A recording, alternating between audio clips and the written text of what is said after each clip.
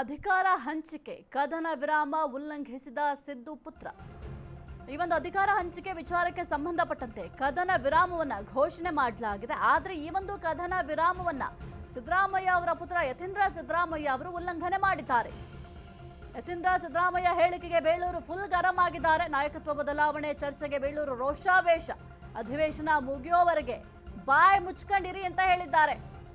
ನಂತರ ಬೇಕಾದ್ರೆ ನಿಮ್ಮ ನಾಲಿಗೆ ಚಟ ತೀರಿಸ್ಕೊಳ್ಳಿ, ಈಗ ಬಾಯಿ ಮುಚ್ಕೊಂಡಿರಿ, ಅಧಿವೇಶನ ನಡೀತಾ ಇದೆ ಅಂತ ವಾರ್ನಿಂಗ್ ಕೊಟ್ಟಿದ್ದಾರೆ. ರಾಷ್ಟ್ರೀಯ ನಾಯಕರು ಯತೀಂದ್ರಗೆ ನೋಟಿಸ್ ಕೊಡಬೇಕು. ಬಿಜೆಪಿ ಉರಿಯುವ ಬೆಂಕಿಗೆ ತುಪ್ಪ ಸುರಿಯೋದು ಸರಿಯಲ್ಲ.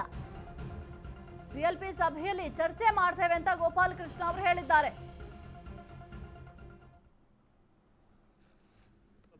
ನಮಗೆ ಹಾನಿಯಾಗುವ ಪರಿಸ್ಥಿತಿಯಲ್ಲಿರೋದ್ರಿಂದ ಆದಷ್ಟು ಬೇಗ ಈ ಗೊಂದಲಗಳನ್ನು ಪರಿಹರಿಸಬೇಕು ರಾಜ್ಯದ ಇದು ಕೇಂದ್ರದ ನಾಯಕರು ಅನ್ನೋದು ನಂದು ಒಂದು ಮನವಿ ಇದೆ. ಆಮೇಲೆ ಮಂತ್ರಿ ಸ್ಥಾನವೂ ಅಷ್ಟೇ. ಈಗ ಮಂತ್ರಿ ಸ್ಥಾನ ಭಾಳಷ್ಟು ಖಾಲಿನೂ ಇದೆ. ಮತ್ತೊಂದಿಷ್ಟು ಅವಕಾಶ ಹೊಸಬರು ಕೊಡುವಂಥದ್ದು ಏನು ಬದಲಾವಣೆ ಮಾಡುವಂಥದ್ದು ಇದೆ, ಅದನ್ನು ಆದಷ್ಟು ಬೇಗ ಮಾಡುವಂಥದ್ದು ಇದರಲ್ಲಿ ಒಳ್ಳೆಯದು ಅಂತ ನಂದೊಂದು ಭಾವನೆ ಅಷ್ಟೇ. ಅಲ್ಲ, ನಾನೇನು ಸನ್ಯಾಸಿ ಅಂದ್ರಿ ಮರ, ನೀವು ಯಾವಾಗಲೂ ಕೇಳ್ತೀರಿ ನಿಮ್ಗೆ ಚಾನ್ಸಸ್ ಅಂತ ಇರಲ್ಲ.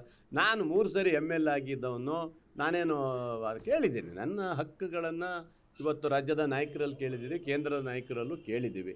ಅದನ್ನು ಕೊಡುವಂಥದ್ದು ಅವರ ನಿರ್ಧಾರ ಮಾಡೋದು ಅವ್ರ ಕೈಲಿದೆ. ಹಾಗಾಗಿ ನಾನು ಒಬ್ಬ ಪ್ರಬಲವಾದಂಥ ಆಕಾಂಕ್ಷಿ ಅಂತ ಇದರಲ್ಲಿ ಹೇಳಕ್ಕೆ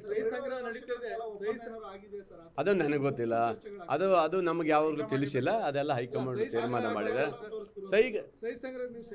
ಯಾವುದು ಇಲ್ಲ ಆ ಥರ ನನಗೆ ಯಾರು ಕೇಳಿಲ್ಲ, ಯಾರು ಬಂದು ಮಾತಾಡಿಸಿಲ್ಲ, ಯಾರು ಸಹಿ ಹಾಕಿ ಅಂತ ಕೇಳೇ ಇಲ್ಲ ನಮ್ಮಲ್ಲಿ. ನಾನು ಕಾಂಗ್ರೆಸ್ಸಿನ ನಿಜವಾದ ಬಣ, ನಾನು ಕಾಂಗ್ರೆಸ್ ಪಕ್ಷದ ಬಣ. ನಾನು ಯಾವುದೇ ಬಣದಲ್ಲಿ ನಾವು ಇಲ್ಲ, ನಾವು ಯಾರು ಗುರುತಿಸ್ಕೊಂಡಿಲ್ಲ. ನಾವು ಕಾಂಗ್ರೆಸ್ ಬಣ ಇದ್ದೀವಿ. ಹಾಗಾಗಿ ರಾಜ್ಯದ ಮುಖ್ಯಮಂತ್ರಿಗಳು ನಮಗೆ ಸ್ಪಂದನೆ ಮಾಡ್ತಾರೆ, ಉಪಮುಖ್ಯಮಂತ್ರಿಗಳು ಸ್ಪಂದನೆ ಮಾಡ್ತಾರೆ, ರಾಜ್ಯದ ಮಂತ್ರಿಗಳು ನಮಗೆ ಸ್ಪಂದನೆ ಮಾಡಿದ್ದಾರೆ. ಹಾಗಾಗಿ ಬಣ ಇಲ್ಲ. ನಮಗೆ ಏನಿದ್ರು ಹೈಕಮಾಂಡ್ ಏನು ತೀರ್ಮಾನ